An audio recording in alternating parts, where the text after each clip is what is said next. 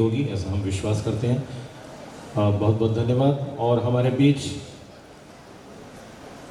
भारतीय पुलिस सेवा यानी आईपीएस के युवा अधिकारी जो रायगढ़ अभी 2021 में जिन्होंने आईपीएस क्लियर किया है, हमारा सौभाग्य है कि वो हमारे बीच हैं। तालियों से अभिनंदन करें आदरणीय उदित पुष्कर सर का, हमारे युवा आईपीएस। और पूरे सम्मान के साथ हम आपको मार्गदर्शन के लिए आमंत्रित करते हैं। Hello. Thank you, Avinash sir, for giving me this opportunity to come here and speak to the children, and for organizing this very program. So, hello everyone. My name is Udit Pushkar, and I'm an IPS probationer selected in 2021.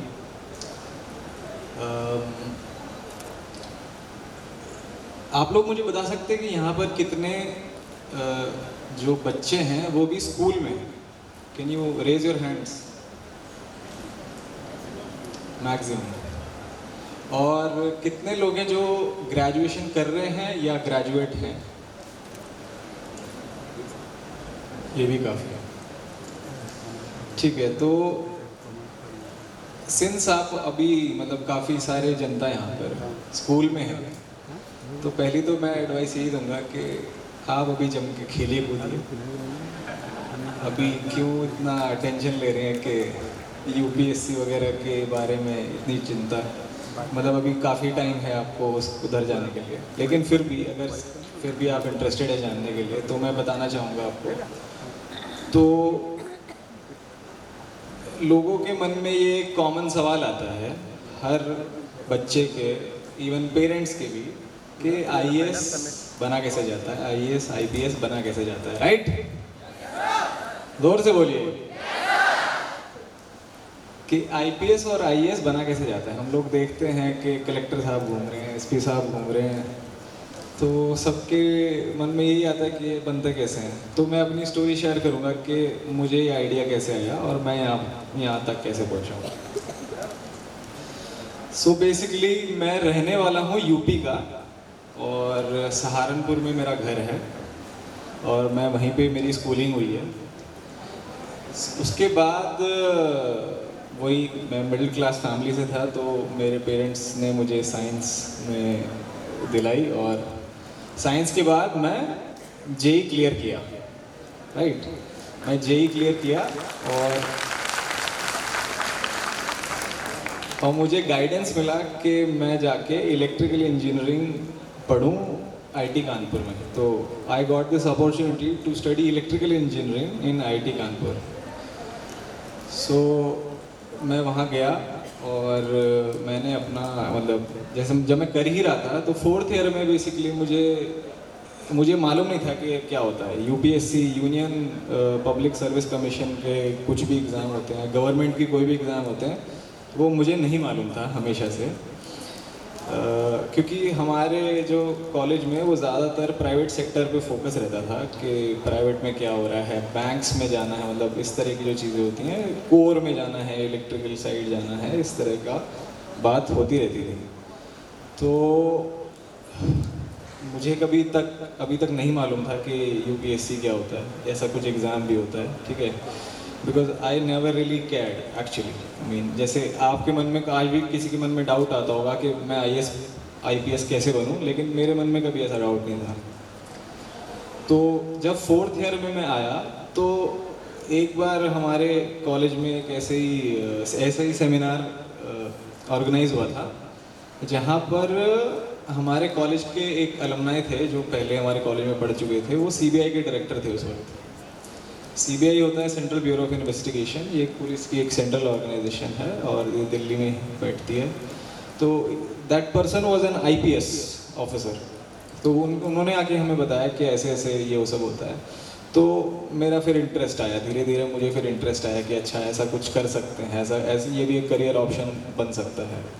लेकिन फिर भी मैं उस वक्त तैयार नहीं था कि मैं इसको फुल टाइम परस्यू करूँ। लेकिन फिर भी at the back of the mind मेरे था कि अच्छा okay, this is an option. और फिर मैंने जब इसके बारे में और एक्सप्लोर किया तो मुझे पता चला कि एडमिनिस्ट्रेटिव सर्विस होती है।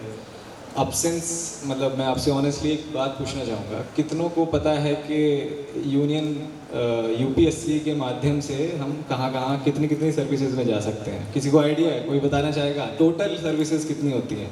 वहाँ पे एक हाथ खड़ा है, कोई बताना है? जोर से बोलो यार। IRS, चलो ठीक है, ठीक है, यहाँ तक भी पहुँच गए, काफ़ी है मेरे लिए, इतना काफ़ी है। ऑल दो इसके अंदर 21 से 22 सर्विसेज होती हैं, बहुत सारी सिविल सर्विसेज होती हैं। कुछ ऑल इंडिया सर्विसेज हैं जैसे IPS, IAS और IFS, forest service, not foreign service. तो 3 जो है हमारी ऑल इंडिया सर्विसेज हैं, बाकी सब हमारी सेंट्रल सर्विसेज हैं। तो मैं बस आपको ये बता रहा हूँ कि इसके अंदर ऐसे बहुत सारी सर्विसेज होती हैं। जब इसके आप जब इसको सीरियसली कंसिडर करेंगे तो आप देखिएगा, इसको एक्सप्लोर करके पता चलेगा कि इसके अंदर ये सब भी होता है। तो coming back to my story, तो मैंने तो बस थोड़ा एक्सपोजर लिया था कि एक बैक ऑफ द माइंड में मेरा था कि okay I will have to you know I see myself making a career in this field. So but then I graduated from college and took up a private job where I have worked for 2 years. Engineering, core engineering में था मैं, मतलब management consulting थी वो एक company which was related to my electrical field, but it use to consult other big companies, steel and power. तो वहाँ पे भी काम किया, मतलब मैंने प्राइवेट का वो लिया, बट देन फिर मुझे एक लगा कि ओके ठीक है, let's just you know wrap this up and try for this. और उसके करने के बाद फिर मैंने डेडिकेटली ट्राई करना शुरू करा। I left my job and then I actually started preparing for it. Preparation के बारे में आप अगर मतलब आप जानना चाहेंगे तो मैं इसको थोड़ा बाद में बताऊंगा, क्योंकि सिंस यहाँ पर अभी स्कूल की जनता मतलब ज़्यादातर जो बच्चे हैं वो अभी स्कूल के बैठे हैं, तो मैं इतना प्रिपरेशन के बारे में अभी इसको एलैबोरेट नहीं करना चाहूँगा, बिकॉज आपको वो ज़्यादा समझ भी नहीं आएगा। लेकिन मैं मोटे मोटे जो आपको कुछ गाइडलाइंस हैं, की पॉइंट्स हैं, वो ज़रूर दूँगा।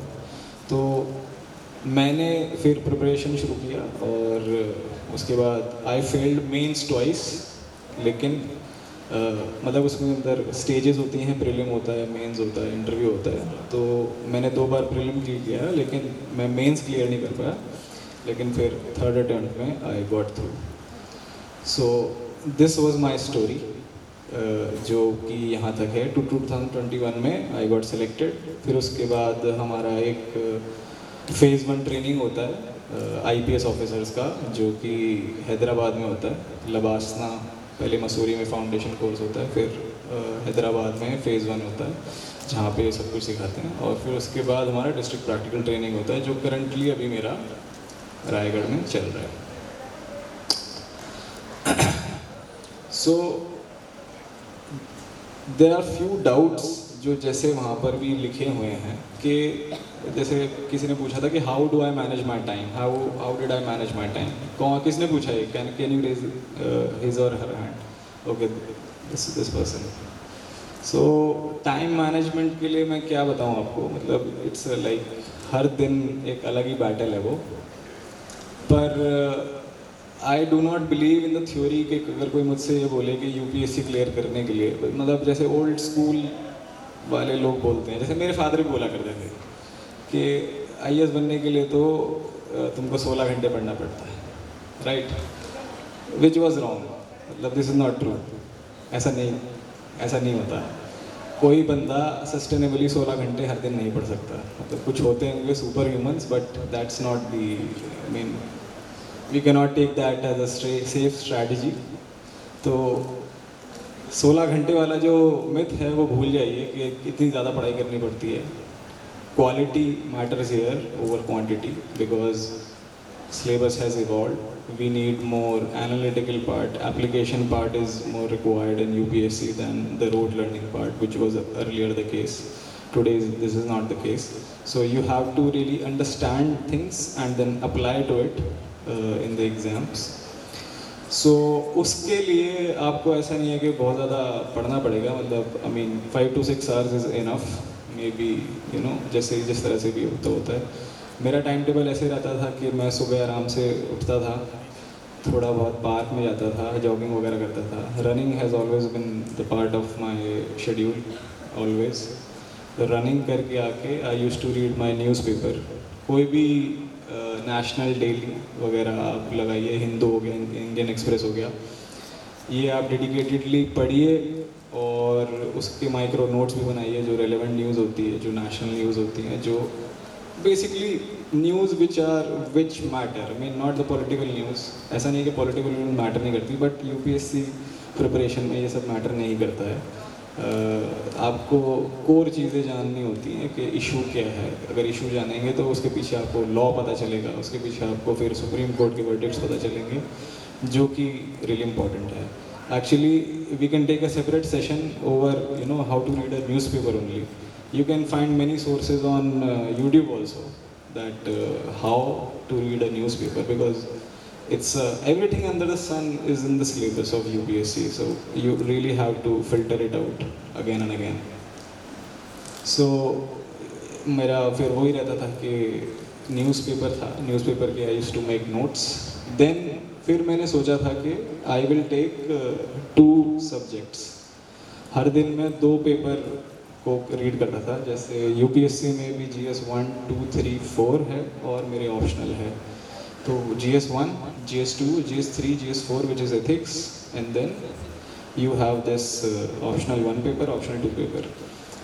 2013 के बाद वही पैटर्न बदल गया. आप सबको पता होगा कि अभी एक ही ऑप्शनल सब्जेक्ट लेना पड़ता है. जो मेरे केस में मैंने ज्योग्राफी लिया. यू मस्ट बी सरप्राइज कि इलेक्ट्रिकल ग्रेजुएट है, ज्योग्राफी क्यों लिया. तो उसकी एक सेपरेट स्टोरी है जो मैं कभी आपको शेयर करूँगा. Because I was advised and I took the advice which later turned out to be not in my favour, but that's a different story. तो वही ये था कि मैं 2 सब्जेक्ट ले गया करता था. GS 1 ले लिया या GS 3 ले लिया, मतलब इकोनॉमी ले लिया और हिस्ट्री ले लिया. कभी मेक अ शेड्यूल कि कभी ऑप्शनल ले लिया, कभी GS 2 ले लिया. तो इस तरह से आपको बैलेंस करना पड़ेगा. यू विल फाइंड कि आपको टाइम नहीं मिलेगा करने का, मतलब बहुत ज़्यादा सिलेबस होता है. तो यू हैव टू बैलेंस, मतलब जगल. यही टाइम मैनेजमेंट की है इसका. मतलब अगर जिसने वो कर लिया वो बेसिकली विनर होता है इसमें. क्योंकि पढ़ने के लिए इतनी 100 चीज़ें रहेंगी, 100 के 1000 चीज़ें रहेंगी जो आप कभी कवर नहीं कर सकते. So you have to be really smart about it. You have to filter it out, क्या पढ़ना चाहिए क्या नहीं पढ़ना चाहिए. तो इस तरह का रहेगा, इस तरह का रहता है वो. सो शेड्यूल में यही था मेरे. बाकी मैं ज़्यादा स्ट्रेस नहीं लिया करता था. जितना हुआ तो हुआ, नहीं हुआ तो नहीं हुआ.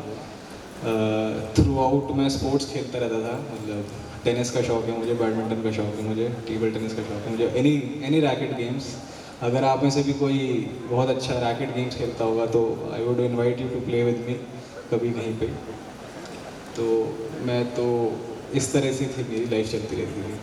और मेंस में मैं 2 बार फेल हुआ, लेकिन फिर I came back with a strategy. Okay, अब क्या गलती थी क्या नहीं था.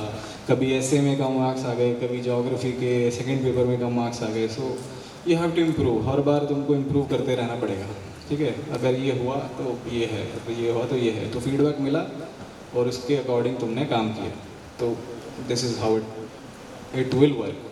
आइडियली मतलब I hope that any of you who is attempting, I hope that you qualify in the first attempt. But नहीं होता है तो इस तरह से ही होता है कि आपको देखना पड़ेगा कि आपने क्या गलती की और वो उसके फिर काम करना पड़ता है. और सो बस यही स्टोरी थी मेरी. यही स्टोरी मैं अभी शेयर करना चाहूँगा आपके साथ.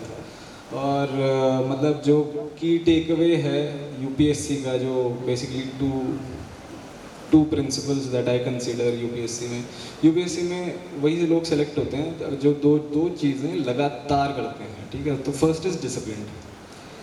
You have to be really disciplined. ठीक है, एक शेड्यूल बनाना, उस पर स्टिक करना. ये लगता है कि 2 दिन कर लिया, 3 दिन कर लिया, 4 दिन कर लिया, लेकिन सस्टेनेबली उसको over a period of months करना ये डिफ़िकल्ट होता है. ये आप भी रियलाइज़ करेंगे. तो एक तो डिसिप्लिन होना चाहिए चीज़ें करते रहने का, और कंसिस्टेंसी. दूसरा है कंसिस्टेंसी, परसिस्टेंस इसके अंदर बहुत रिक्वायर्ड है. रिपीटेटिवली आपको रिवाइज करते रहना पड़ेगा. आपका मन नहीं करेगा बार बार पढ़ने का. अब बोलेंगे कि पढ़ चुका हूँ यार, फिर से कितनी बार पढ़ूँ, लेकिन फिर भी आप कम मार्क्स आएंगे तो आप सोचेंगे कि ठीक है, जब आप दोबारा उसको पढ़ेंगे तो कुछ नया रिवील होगा, नया पता चलेगा। तो कंसिस्टेंसी इज़ द की। तो दो चीज़ें हैं, discipline and consistency, that I think in my opinion are the two key ingredients required for clearing any competitive examination and particularly the UPSC civil service examination. इसी के साथ मैं basically अपना ये जो इसको एंड कंक्लूड करना चाहूँगा, और बेसिकली एक एडवाइस और देना चाहूँगा कि जो बच्चे अभी स्पोर्ट्स में नहीं इन्वॉल्व हैं वो स्पोर्ट्स में इन्वॉल्व हैं। मैं बचपन से I have always been a sports person, ठीक है। मैं क्लास 5th से मुझे एक स्पोर्ट मिल गया था और उसने मेरी लाइफ को बहुत मीनिंग दिया। I would urge the parents also, the teachers also, that sports plays a very great role in our lifes, ठीक है। आप माने या ना माने, ये एक्चुअली में आपको काफ़ी हेल्प करता है। मतलब ये कुछ जो क्वालिटीज़ होती हैं ना, for example you know this temperament, this sportsmanship, चीज़ें अलग तरीके से देखने की, working under pressure, crisis situation solve करना, मतलब यू नो प्रेशर के अंदर क्रम्बल ना होना, ये सब चीज़ें स्पोर्ट्स सिखाता है कंपेटिटिवली अगर आप खेलेंगे तो यही मेरी रिक्वेस्ट रहेगी आप सबसे, पेरेंट्स से भी, स्टूडेंट्स से भी, जो भी ग्रेजुएट्स हैं, pick a sport, okay. It will keep you physically healthy, it will keep you mentally very healthy. You will have so much clarity of thoughts, you will have you know little or no stress, and you will you will cope up with everything that's going on in your life. So pick a sport, एक ना एक चीज़ ज़रूर खेलिए, कुछ भी खेलिए, cricket खेलिए, tennis खेलिए, जो भी खेलना है खेलिए, बट ज़रूर खेलिए, ठीक है। So thank you, this is from me. Thank you very much for giving me a patient hearing, and I would request Avinash sir to please take over now. Thank you, sir. Thank you everyone. Thank you.